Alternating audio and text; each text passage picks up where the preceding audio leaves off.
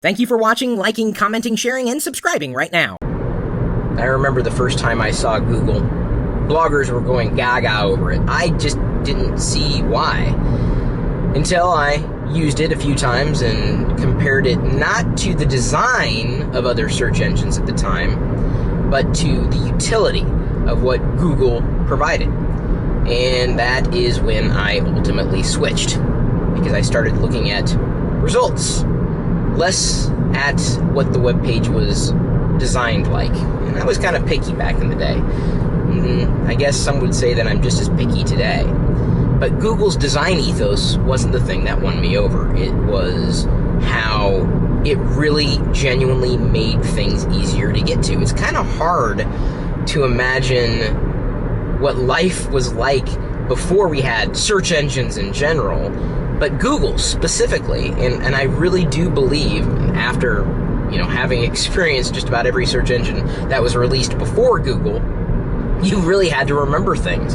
You had to work your way around machine language to be able to find the things that you were looking for. And this kind of trained us, to not use natural language when searching for things. And Google has always been trying to push that envelope. And they really did a good job by delivering results, even in the beginning, without really requiring you to think differently about what it was you were looking for. And I think that was how I became enamored with Google's search.